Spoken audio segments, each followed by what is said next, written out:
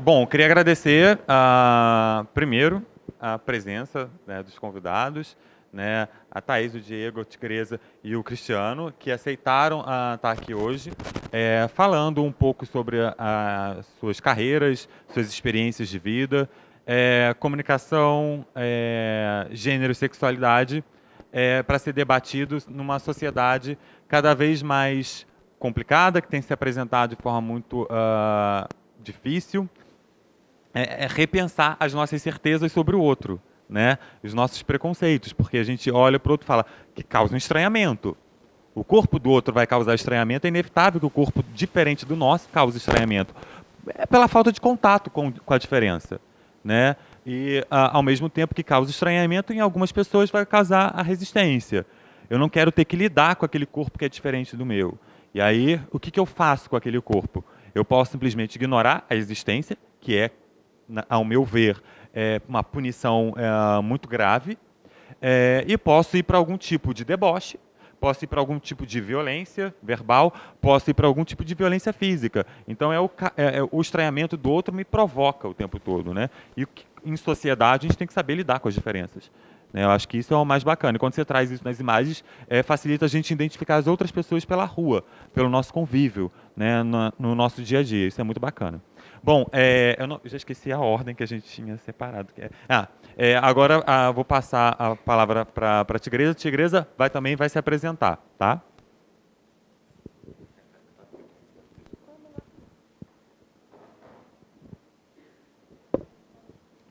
Bom dia, todo mundo.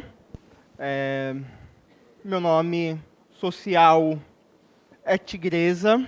Por uma série de questões artísticas, eu decidi assumir esse nome a partir de 2015. Então, socialmente, eu me apresento como uma pessoa não binária, pansexual, que me interessa por pessoas além do gênero que ela apresenta formalmente, socialmente. Então, eu me interesso por mulheres, por homens, por mulheres cis e mulheres trans, homens trans, mulheres cis, e todas as outras diversidades que podem ter entre os dois gêneros. E se a gente pensar numa dicotomia só entre o homem e a mulher, a gente cai num campo onde a gente vai excluir uma série de outras existências que podem emergir e que podem estar fazendo política. Política não no sentido de fazer política partidária, no sentido de fazer política existir é uma forma de se fazer política. Então, quando eu estava pensando no que eu vinha falar aqui, eu falei assim, eu acho que talvez seja interessante a gente começar discutindo quais são os nossos locais de privilégio, para a gente descobrir quais são os nossos locais de fala. Assim como a Thaís falou, que a gente se posiciona em determinados locais, então a Thaís fala como mulher, eu falo como uma pessoa não binária, talvez se tiver pessoas de outros gêneros e de outras sexualidades também vão falar desse espaço. É importante a gente reconhecer esse lugar de privilégio, os nossos locais de privilégio, para a gente entender quais são os nossos locais de fala e também possibilitar que a gente abra outros espaços de escuta para outra existência que não pertence ao nosso local de fala. O reconhecimento do privilégio, além de ser uma forma da gente se descobrir enquanto pessoa na sociedade, é uma forma também da gente desconstruir alguns padrões e algumas situações cotidianas do preconceito. Porque quando a gente reconhece o nosso local de fala, a gente reconhece que há a diferença do local de fala e que o outro local de fala também é possível. Então, eu queria pensar, em primeiro lugar, de forma rápida, para a gente pensar esse local de fala, pensar que antes do local de fala a gente tem espaços de tensionamentos, e esses espaços de tensionamentos são determinados pelos espaços de poder, e brigas pelo poder, antes de mais nada. que o século XVIII foi um período muito importante até para a gente conseguir entender como os regimes passaram a se reestabelecer após o século XVIII. Então, o século XVIII ele marca uma linha que, antes do século XVIII, a gente tinha os regimes de autoridade, que eram representados pela imagem do rei. Um rei que dentro da lógica do regime autoritário, trabalhava numa lógica da negação. Então, da repressão, da extração, da subtração, não só dos corpos, mas também da força de trabalho. A partir do século XVIII, descobre-se, né? Passa-se a pensar que há uma mudança por conta da força de trabalho e por conta do lucro, e deixa-se de pensar na imagem do rei e no regime de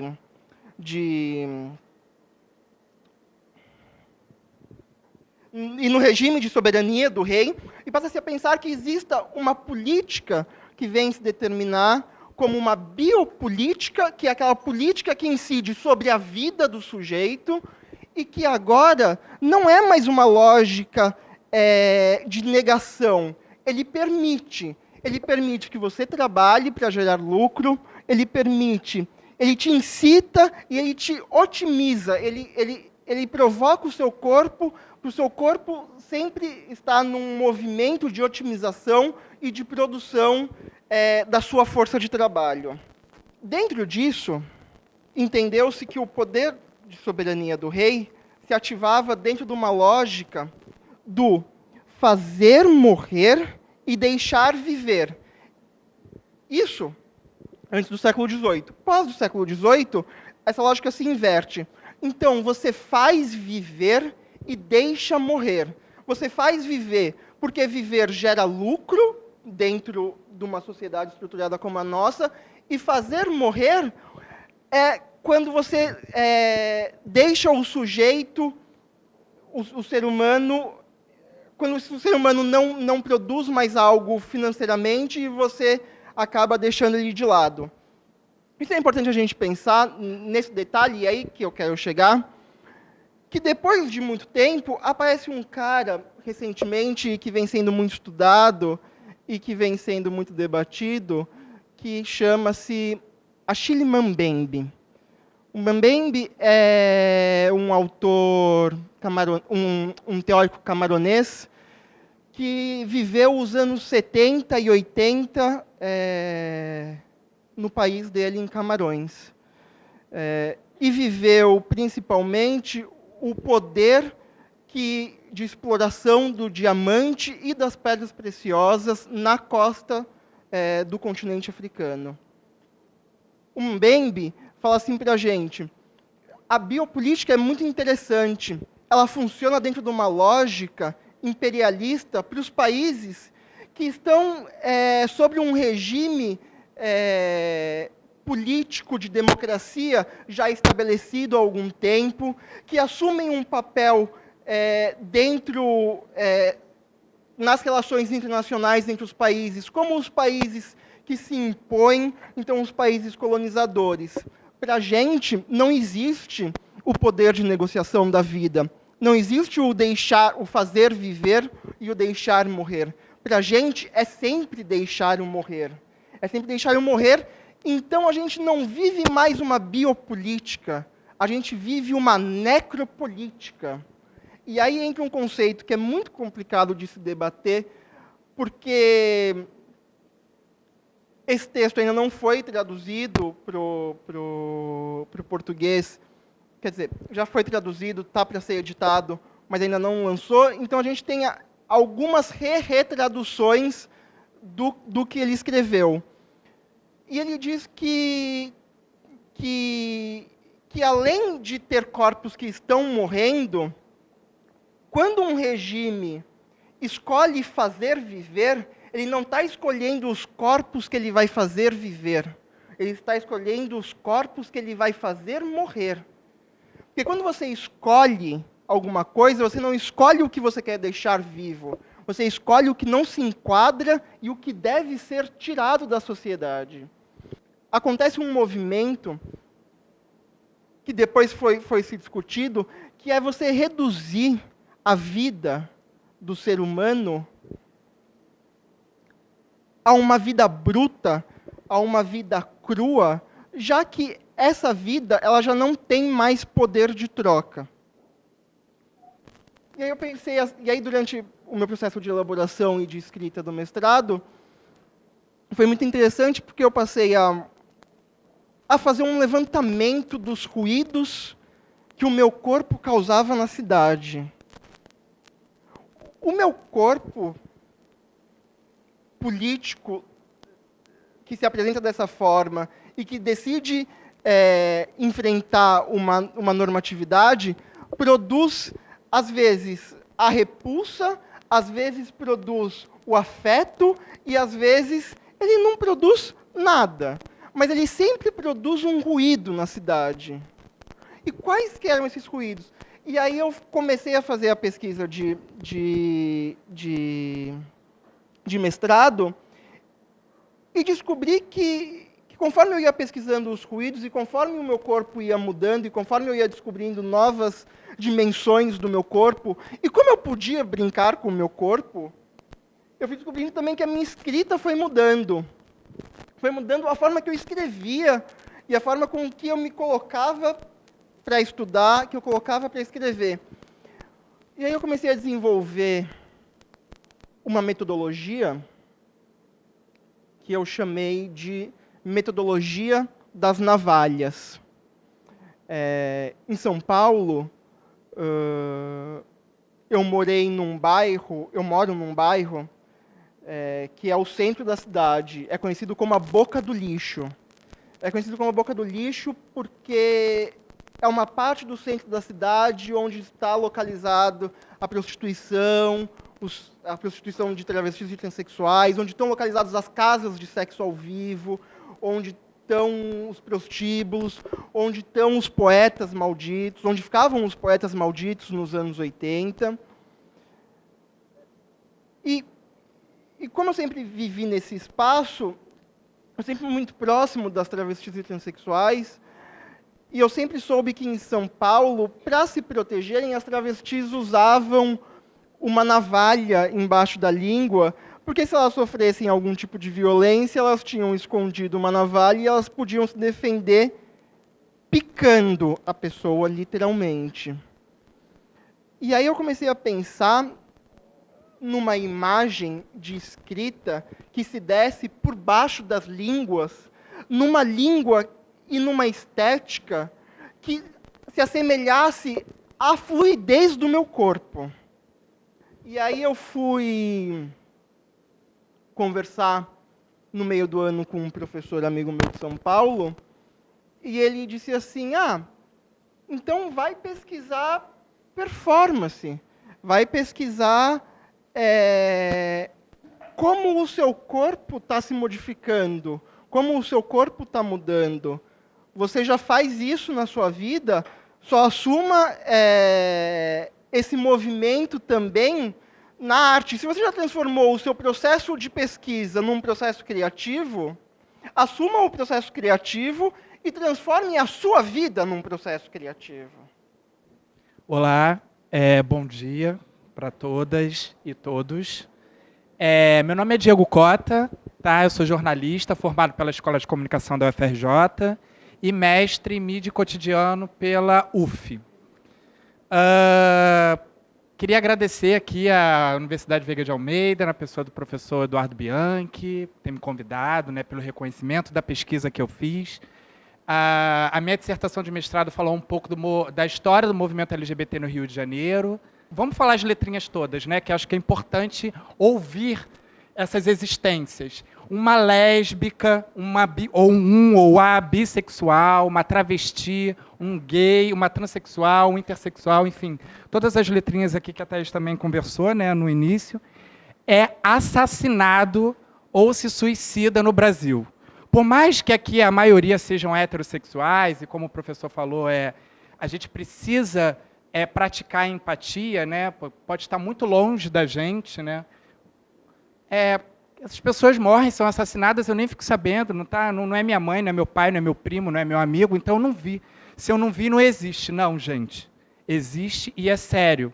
O Brasil é campeão do mundo de mortes de LGBTs. Então, isso a gente não está falando de uma coisa razoável, sabe? Isso é um problema sério da nação. Então, a gente não pode levar esse problema como sendo um problema de fla-flu eleitoral. Né? A gente tem que ter dimensão exata do que está acontecendo, das mortes que estão acontecendo. E essa eleição está sendo calcada em cima de valores morais. Né? Então, assim, a gente precisa ter esse discernimento, a gente precisa conhecer melhor, a gente precisa se informar para além das fake news. Qual é o papel da comunicação nessa conscientização social? Né? O que nós, né, eu, jornalista, vocês que vão ser jornalistas, publicitários, enfim, qual é o nosso papel na conscientização da sociedade? Eu vejo aqui Thaís como jornalista, Fernanda Lima, enfim, todos, a Rede Globo, de uma certa maneira, né, quando quer, ela ajuda, né, ela sabe do papel, da consciência que ela tem e ela consegue avançar. Porque nos slides depois a gente vai falar de uma disputa de narrativa do campo simbólico. A gente não está falando mais do que é certo e do que é errado apenas. As coisas, os valores, as práticas, as existências estão sendo disputadas semanticamente no campo, e a comunicação é, sem sombra de dúvida, a arena dessa disputa. Então, nós, enquanto profissionais, enquanto pessoas fazedoras dessa comunicação que está aí colocada, não só na Globo, como na Record, enfim, os programas de rádio, os veículos de massa, os veículos alternativos, enfim, como é que nós, profissionais da comunicação, podemos dar a nossa contribuição para frear o obscurantismo do nosso país? Porque eu não acredito que nós, com o ensino superior que vocês vão ter e que nós que temos, compactuemos para onde a nossa nação está indo. Né? Então, aqui eu trago, o meu primeiro slide vem às 19 horas, eu não estou falando de um dia, gente, o que já seria um absurdo. Matar uma pessoa a cada dia já é um absurdo, eu estou falando de horas.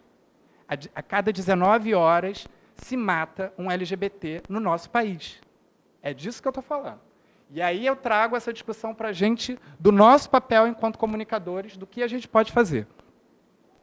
A parada do orgulho LGBT, eu já tenho até um artigo publicado sobre isso, muita gente, né, diz que é carnaval fora de época, os gays, as travestis vão para a areia, vão se chupar na areia, não querem saber de política e tudo mais. Ora, eu acho que a gente tem que ter um pouco de cuidado com esse discurso. Novamente, a gente vive numa sociedade patriarcal, como as minhas colegas aqui lembraram, uma sociedade patriarcal, misógina, LGBTfóbica, que mata pessoas a cada 19 horas. Então, discursos como esse têm que ser minimamente questionados por pessoas que trabalham com comunicação. A parada do orgulho LGBT ela é realizada pelo movimento social, pelo Grupo Arco-Íris de Cidadania LGBT, que tem mais de 20 anos de história. A parada LGBT ela coloca trios elétricos na orla de Copacabana, que é um espaço visível, um espaço reconhecido internacionalmente. Ali o que acontece é uma ocupação do espaço público por reivindicação de direitos. O que acontece na areia, ou se o que as pessoas fazem a partir dela, não é de responsabilidade dos realizadores do evento, certo? O que estamos ali tratando são direitos civis. O que está se discutindo ali, se você parar na parada do orgulho LGBT e ver os trios passando, vocês verão uma série de mensagens de combate à LGBTfobia, uma série de mensagens de promoção da cidadania LGBT. É esse o objetivo da parada e é para isso que ela é construída. É a vovó indo com seu neto e vendo a diversidade de corpos, a diversidade de sexualidades. Isso precisa ser mostrado. Os nossos corpos e as nossas sexualidades não têm que ser colocados por debaixo do tapete. Eles precisam estar visíveis. Então, quando tigresa colocam o seu vestido e a cara barbada, é isso, é a alteridade.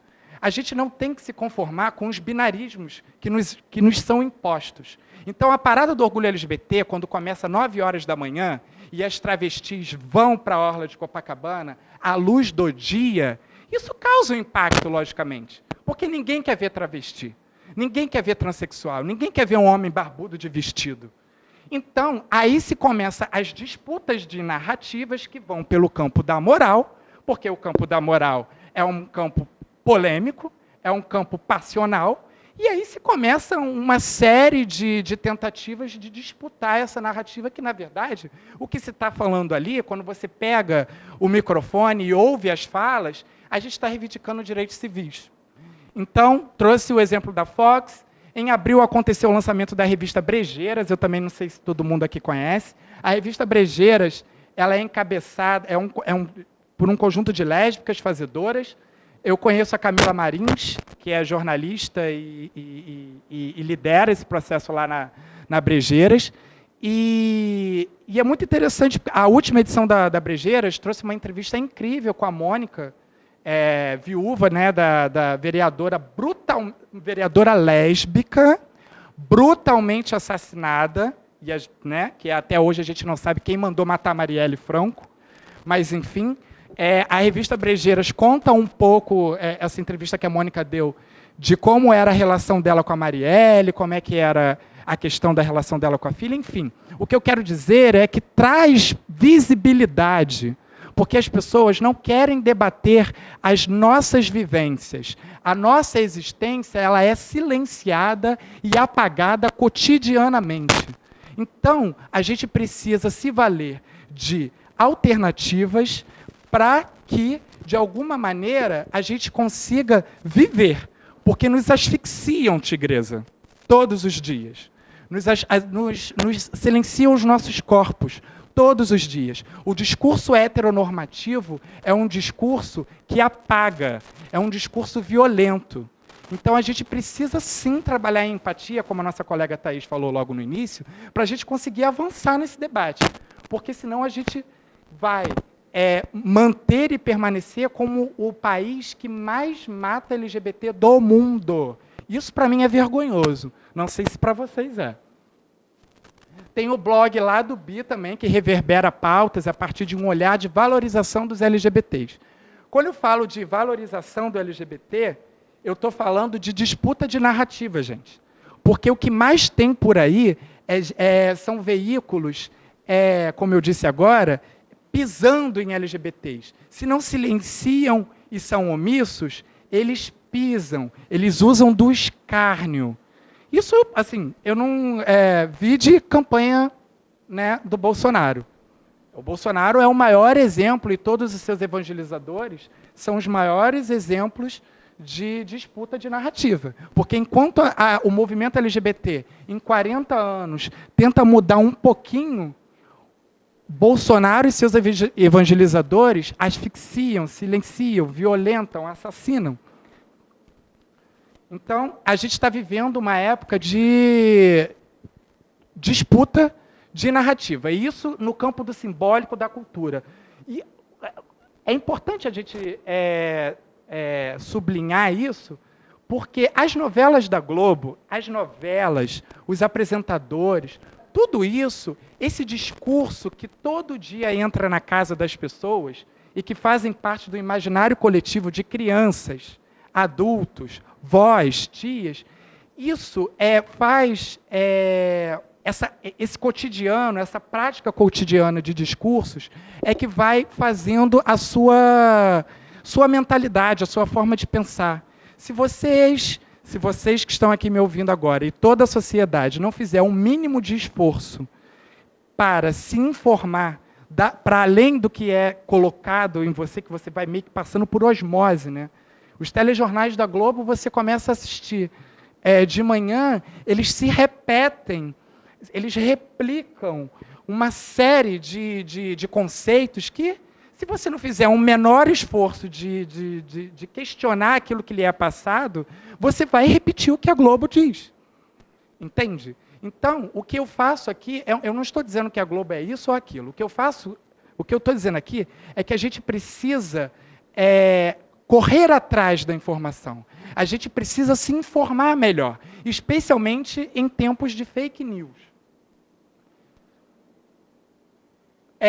Como exemplos de disputa de narrativa, eu trouxe essa capa da revista Época, eu não sei se vocês lembram, essa capa faz pouquíssimo tempo, tá? O PrEP, que é um importante medicamento de prevenção de HIV/AIDS, ganha a versão demoníaca da revista Época, um desserviço à luta contra o estigma da doença. Gente, eu queria falar para vocês sobre o PrEP. O PrEP faz parte de uma pesquisa da Fiocruz. Existem infectologistas, pesquisadores, existem pessoas sérias, com credibilidade, atuando nessa pesquisa. Então, quando um veículo de comunicação em massa, impresso que seja, que é a revista Época, faz uma capa dessa, e você vai olhar o conteúdo, você vai ler a matéria, é uma matéria completamente... Não tem absolutamente nada a ver com a pesquisa. Eles não deram qualquer... Isso faz parte de um mau uso da sua função. Qual é a função do jornalismo? Né? Qual é a função do jornalismo? Os jornalistas saem das faculdades de comunicação para fazer o quê? Para fazer esse tipo de capa? Sabe? Sem ao menos você... Oi? O PrEP. O PrEP é um medicamento de pré-exposição. Então, se você é soro negativo e você, enfim, é casado com um soro positivo, enfim, você pode fazer uso do medicamento, transar sem camisinha e você não vai contrair o vírus, tá?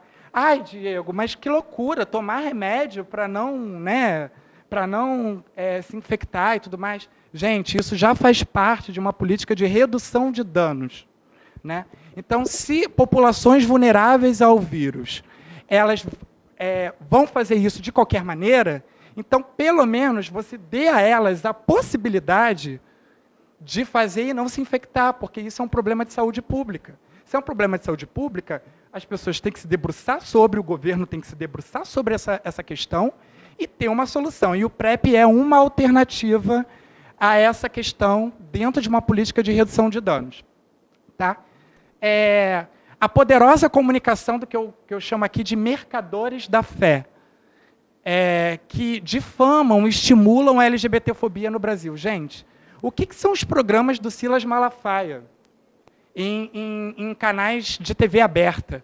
Propagando ódio por horas. Por horas. TV aberta. As televisões são concessões públicas. Eu preciso destacar aqui para vocês. As TVs, elas são concessões públicas. As rádios são concessões públicas. Então, como é que você concede para alguém a possibilidade da pessoa fazer apologia ao ódio? Só essa foto aqui, eu acho que já ela ilustra bem o que é o Silas Malafaia debatendo qualquer questão sobre LGBT. O que está do lado dele é o Tony Reis. O Tony Reis foi presidente da Associação Brasileira de Lésbicas, Bissexuais, Travestis por muito tempo, e hoje está na coordenação da... Eu esqueci o nome exatamente, mas está ali no material que ele fez do manual. Ele já está em outra organização nacional. Isso aí, se eu não me lembro, isso foi um debate no Congresso, onde o Silas Malafaia notoriamente não tem nenhuma capacidade de debate civilizado. Né? Outro exemplo que eu trouxe assim, só um, né, das mais infinitas capas do Meia Hora, que é um veículo de massa impresso, que parece, a meu ver, assim, eles se esforçam, eu fico pensando que deve haver uma grande reunião de pauta, onde os jornalistas ficam querendo ter quem tem a melhor ideia para pisar mais numa travesti. Porque quando você pega as capas do Meia Hora, é isso, travesti mostra habilidade no assalto com vara. É daí para baixo. É escárnio, é violência, é criminalização. Então, quando eu falo de disputa de narrativa, é isso aí que eu estou mostrando para vocês.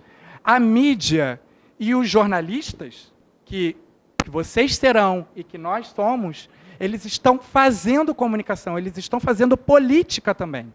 A política está, a disputa ela está no campo do simbólico, e eu repito aqui, a comunicação é a arena dessa disputa. Eu não tenho o que algumas pessoas do meio que eu convido, que eu dialogo sobre isso, chamam de PPP.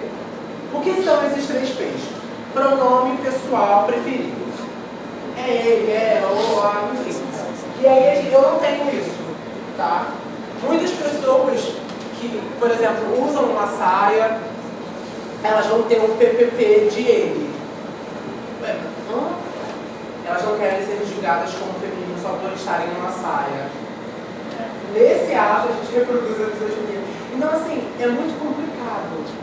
Mas, ao mesmo tempo, a gente pode descomplicar junto.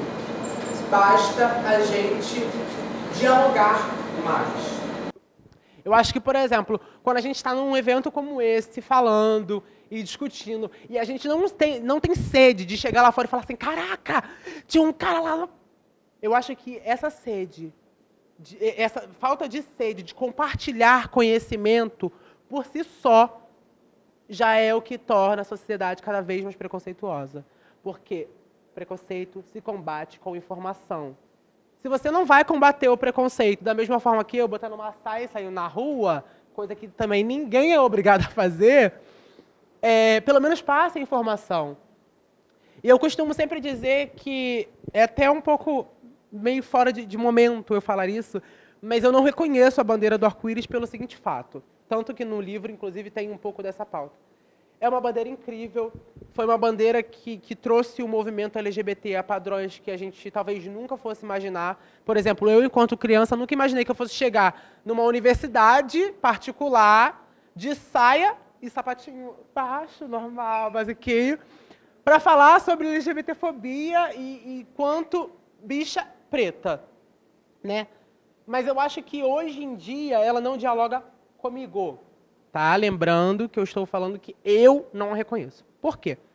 Eu acho que a primeira coisa para a gente fazer as pessoas que não têm uma boa base de conhecimento sobre o que é a sigla é segmentar. A primeira coisa que a gente deve fazer para que as pessoas parem de confundir identidade de gênero com sexualidade, que é orientação de gênero, é segmentar que a sigla deveria ser LGB, ponto, tá? Isso aí é orientação de gênero. É a quem eu oriento o meu desejo, é o externo, tá? E a sigla TT e afins. Tá? Eu acho que deveria ser só T, porque se a gente está aqui podendo falar sobre isso hoje, eu devo tudo isso a muitas travestis e transexuais que morreram ao longo do caminho. Mas, enfim, então eu acho que essa segmentação de siglas ela é de suma importância para a galera começar a separar. Não é toda pessoa que é transexual, que é travesti, que necessariamente vai gostar de homem, que vai gostar do gênero ao qual ela se identifica. Não. Orientação sexual, como já foi explicado, é quem orienta o meu desejo. Identidade de gênero é eu comigo mesmo. Eu costumo sempre dizer que, para você entender, é só você usar a seguinte pergunta. Para essa pessoa fazer isso, ela está descontente consigo ou desejando algo? Quando você usar esse questionamento, você vai entender aonde pertence a orientação sexual e a identidade de gênero, tá? Então, assim, começando a entender isto, a galera vai parar de dizer que eu ensinar na escola que existem diferentes formações de base familiar, que é a primeira base que um ser humano vai ter durante toda a sua vida, eu estou ensinando sexo. Não tem nada a ver. Existem diversas formas de formar uma família, de se constituir a base familiar. Existe a família que vai ser por 2 pais, existe a família que vai ter papai e mamãe, existe a família que vai ter só a avó, existe a família que vai ter a tia. Existem famílias de diversas formas. E, basicamente, ensinar o respeito na escola é isso. Ensinar que existem diferentes bases familiares e que todas devem ser respeitadas porque são tão valorizadas quanto. Tem tanto valor quanto a minha. Então, basicamente, eu acho isso. Mas, enfim, é a bandeira de um movimento centenário, não é agora que eu vou chegar, o viado de saia vermelha que vai mudar. Isso não é bem assim que funciona. Mas eu acho que a gente precisa partir por uma abordagem um pouco diferente, sabe? Eu acho que para a gente dialogar com pessoas que não entendem, a gente também tem que se colocar no lugar de que ela não entende, sabe? Eu já acostumei muito de chegar no lugar para conversar e se eu visse que a galera, tipo, não estava entendendo, eu parava. Eu acho que a pessoa tem sim que buscar por si só o conhecimento. Mas essa falta de conhecimento não está matando a ela, está matando os meus, está matando a mim. Então o esforço maior não é que tenha que vir de mim, porque eu não sou obrigada a nada, né? Muito menos a passar conteúdo para uma pessoa preguiçosa. Mas, no momento, o mais atingido, o mais prejudicado sou eu.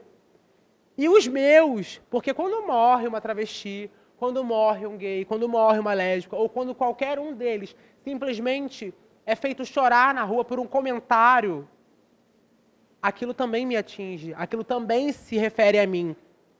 Então eu acho que, não é que eu deva, mas sim que eu posso fazer um pouco mais do que me é exigido. Eu acho que eu posso, dentro da minha consciência de militância, e além de falar para as massas, que já são da minha minoria, e abrir o espaço de fala para o outro. Porque, por exemplo, eu discordo também da parte de que se você não viveu, você não fala.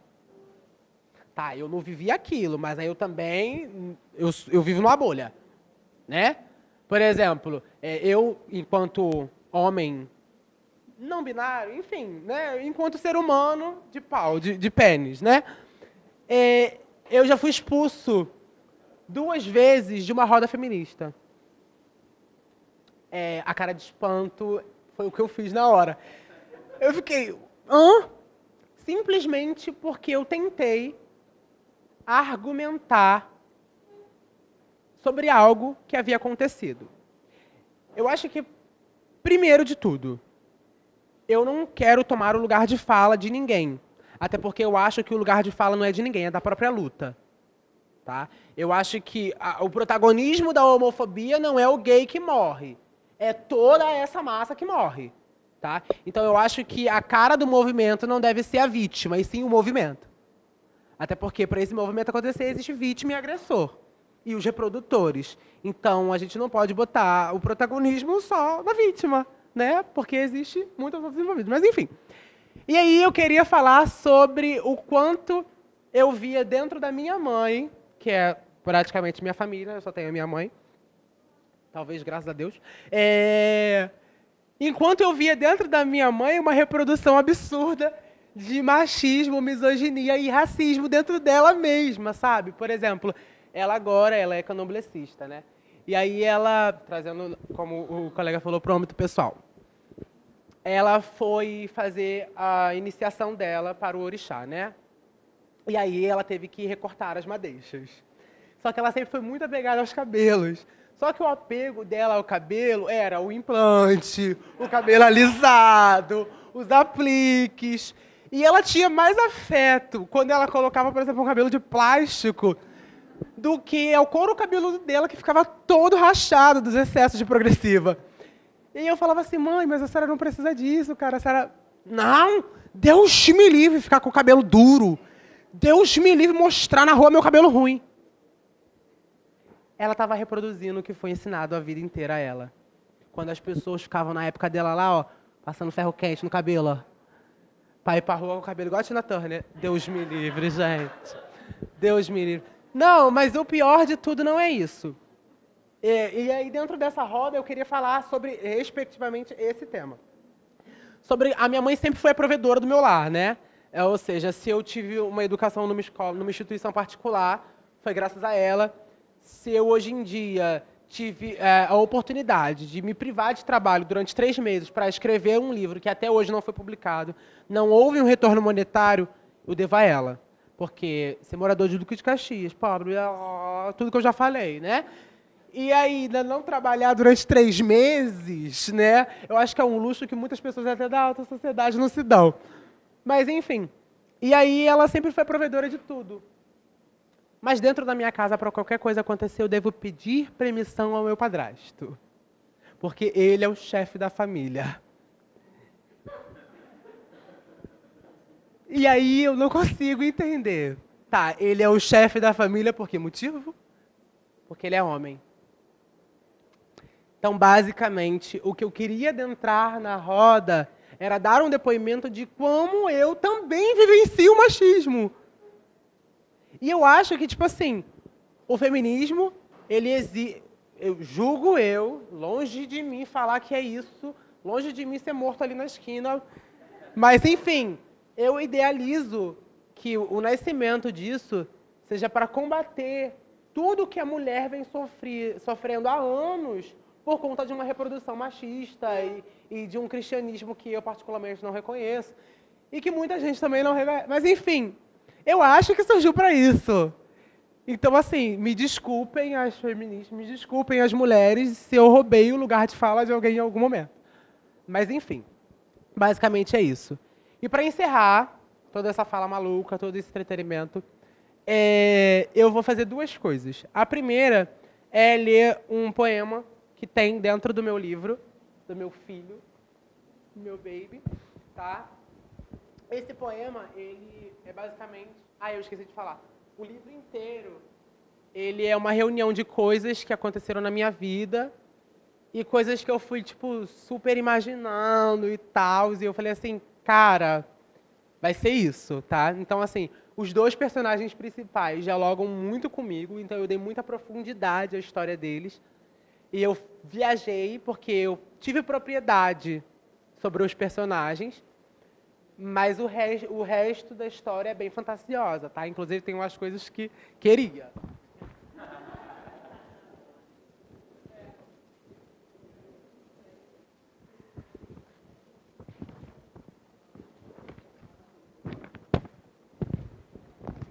Esse poema, ele é quase uma oração, digamos assim, uma reza, um pedido, seja lá qual for a sua religião, seja lá qual for a sua crença divina, isso é o que eu pediria nos momentos de hoje.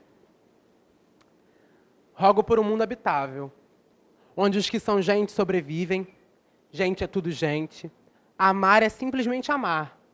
Morte é algo de exclusividade da natureza. Os olhos dos inocentes são os olhos do mundo. Somos equânimes e felizes de fato. Contudo, humanidade é o que falta nos humanos. Oposição à diversidade natural é algo estapafúrdio. Julgar-nos fracos, baseados numa inexistente superioridade, é loucura. Existir não pode continuar sendo sinônimo de resistir. Esse é o poema do livro. E o que eu escrevi... Tudo bom? E o que eu escrevi para encerrar, justamente, foi escrito há 2 dias, tá? Ele foi escrito justamente para o evento de hoje. Ele foi escrito para esse protesto, para esse grito de liberdade. Tanto que o nome dele é o Grito de Liberdade, tá? Se eu me perder, vocês me perdoem, porque, como eu falei, foi escrito, né, para isso aqui, então a gente não tem muito tempo para ensaiar, tá? Eu quero ser livre. Eu quero as chaves das algemas que atrelam a minha cor. Eu quero que se acabe a esperança, de que se acabe a minha esperança e meu destino seja senzala ou caixão. Eu quero ser livre. Quero de saia, vestido ou salto alto, seja lá o que for, ser tão respeitado quanto machista por baixo dos panos masculinizados. Eu quero ser livre. Quero regozijar da mais plena liberdade que é amar. Pois amor é liberdade. E liberdade é um direito, até para nós marginais. Eu quero ser livre. Eu mereço ser livre. Eu preciso ser livre.